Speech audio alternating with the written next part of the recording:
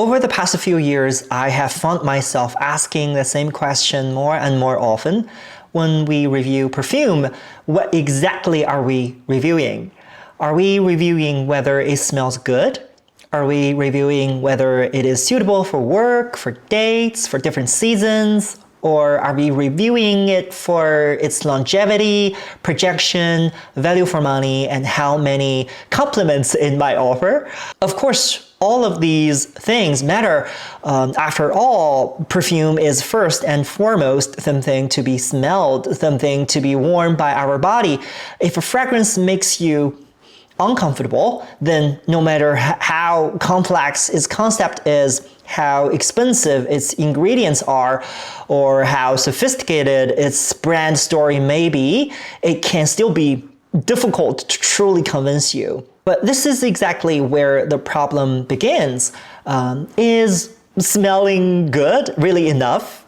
I have been into perfume for about 4 or 5 years now. I begin to realize that our language of perfume criticism often remains trapped within the language of instant consumption.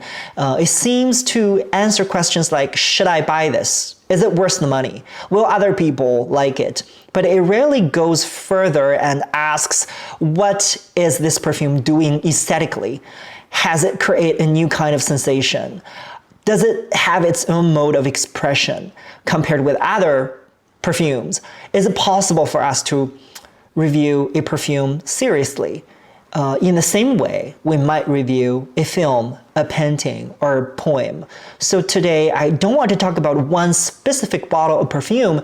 Instead, I'd like to begin with a more general question, that is, when we review perfume, what exactly are we reviewing?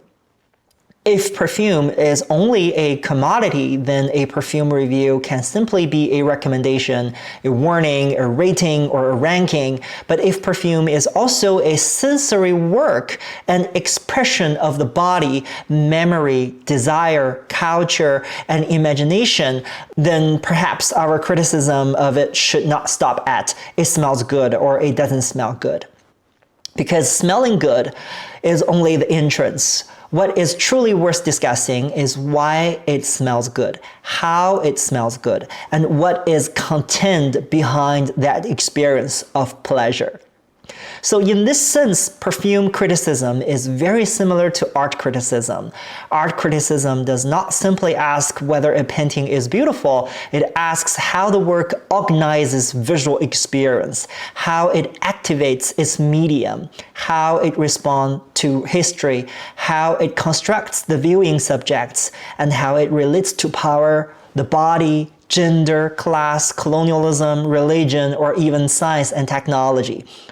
Perfume criticism can do the same, except that its medium is not image, sound, or language, but scent, something harder to fix in place. Perfume criticism is also very different from art criticism in this major way that perfume is a highly intimate, wearable, consumable aesthetic object that enters social space. A painting usually hangs on a wall and the viewer stands in front of it with distance.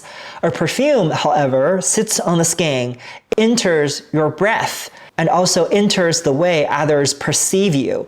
It belongs to you, but it is never completely under your control. Once you spray it on, it changes with body temperature, air, distance, and other people's noses. So when we review perfume, we cannot simply borrow that standards of visual art criticism. Perfume have several very specific dimensions of evaluation. So here I like to list some of them. The first and most basic layer is, of course, sensory experience. The first standard is whether the olfactory structure works. Perfume criticism, of course, begins by reviewing the smell itself. What does it smell like? What sensation does it create in the body? Is it bright, dark, dry, humid, transparent, heavy, sharp, or soft? This layer is closest to the experience of the ordinary wearer. When we say a citrus perfume is refreshing, people immediately understand. When we say an incense perfume is very quiet, this is also very easy to receive. The most direct entrance into perfume is not concept, but bodily sensation. This is equivalent to composition, color, and brushwork in a painting, or melody, harmony, and rhythm in music. Do the materials support one another? Is the fragrance complex and layered, or is it simply a pile of expensive ingredients? Does its development have logic? The standard here is whether the perfume establishes a clear, stable, recognizable sensory world. Second layer is structure and technique. Perfume is not a random cloud of smells. It has structure, an opening, development, and resolution, and good perfume criticism should examine that structure. Is the top note designed to grab attention? Does the heart truly unfold? Does the base provide enough support? Do the materials serve one another, or do they fight?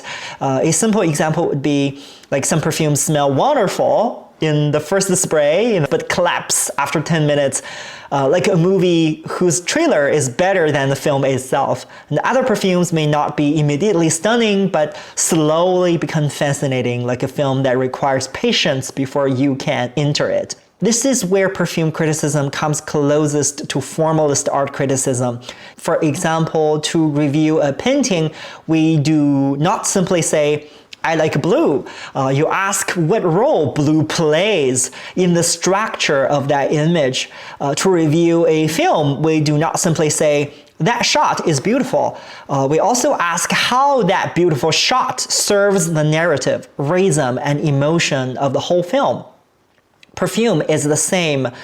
A single material may be very, very rare and expensive, but without structure, it is only a display of ingredients, not necessarily a good work.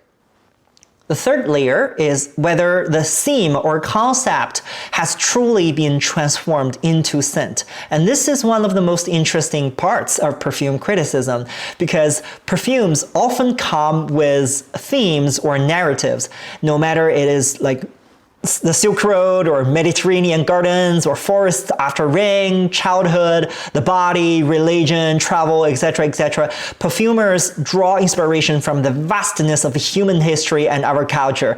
But the problem is, a theme does not become valid simply because it is written in the statement. The real standard is whether the theme has been translated into smell successfully. Many perfume have grand names and elaborate stories, but the scent itself does not support the story.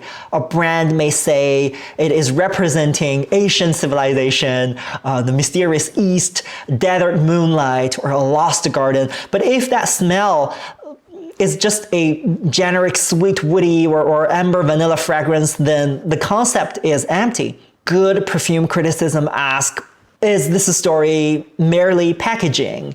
Has the fragrance truly translate its concept into our olfactory experience?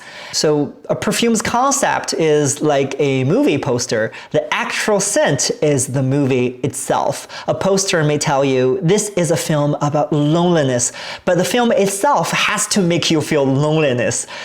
So it can be a successful film.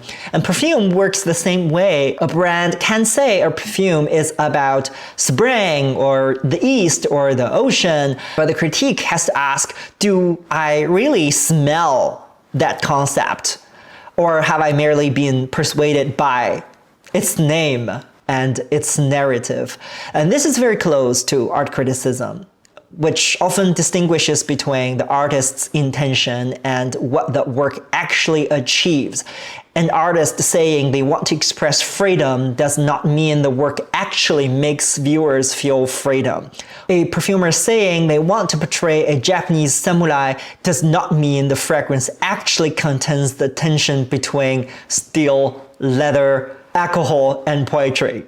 The fourth layer is cultural narrative and ethics. And this is one of the most easily overlooked, but also deepest parts of perfume criticism. And many perfumes like to use themes such as the East, the exotic, tribes, empire, the Silk Road, the New World, samurai, princess of China, or memories of Japan. And these themes are not impossible to use, but they very easily fall into stereotype. Tourist gaze, or even colonial romanticization. These words are not neutral. They can turn certain culture, region, bodies, or histories into consumable olfactory fantasies. We should also ask who is placed at the center of the narrative. We do not criticize in order to pass moral judgment, but to make the implicit position of the work visible. A work can be sensorially successful and still be narratively questionable. These two things do not contradict each other. A movie may have beautiful cinematography and strong acting, but still present a particular country, ethnic group, or gender in a very stereotyped way.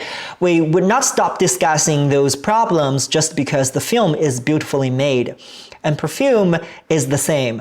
The beauty of a scent does not automatically cancel out its cultural problem. And the last layer is personal experience. One of the biggest differences between perfume criticism and art criticism is that perfume depends heavily on the individual body, skin, temperature, humidity, memory, cultural background, and even your mood of a particular day can affect your judgment of a perfume. So perfume criticism cannot pretend to be completely objective. A good perfume criticism should acknowledge that this is what I smell on my body, in my memory, and from my cultural position. But this does not mean criticism can only become I like it or I don't like it. On the contrary, a good criticism begins from personal experience and raises private feelings into aesthetic questions that can be discussed. So, as you can see that the standards of perfume criticism are not singular, but a set of intersecting standards. Does the scent work olfactorily? Does the material have texture and quality? Is the structure complete? Has the concept been truly translated? Is the cultural narrative self-aware? Does it allow us to understand a smell, an emotion, a history, or an identity in a different way? And this is very similar to art criticism. And neither is simply about judging beauty, but both evaluate how a work organizes experiences through a particular media. But they're also again, very, very different. Art criticism usually faces a relatively stable object, a painting, sculpture, film, building, or text. Perfume criticism faces something that evaporates, transforms, and enters into chemical and social relations with the wearer. The work of a perfume is not the liquid inside the bottle, but the process that liquid unfolds after it is sprayed on skin, in air, across time, and through the perception of others. So I would say that perfume criticism is not the criticism of a fixed object, but the criticism of an olfactory event. So when we treat perfume as an artistic object worthy of criticism, we can not only ask, do I like it? We also ask, does it have form? Does it have structure? Does it express something? Does its theme or concept correspond to its scent? Does it offer new ways of sensing? When we review perfume, we are not only reviewing whether it smells good, we are reviewing how a smell becomes meaning, how materials are organized into structure, how structure is named as a story, how story enters our body, and how our body carries it into our own inner world.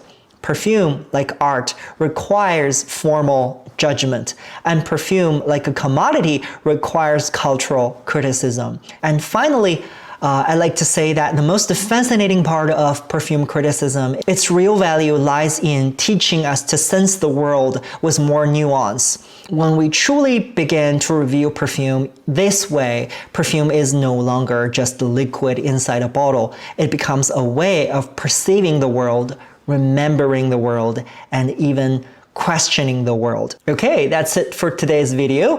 Thank you for watching. I'll see you next time. Bye-bye.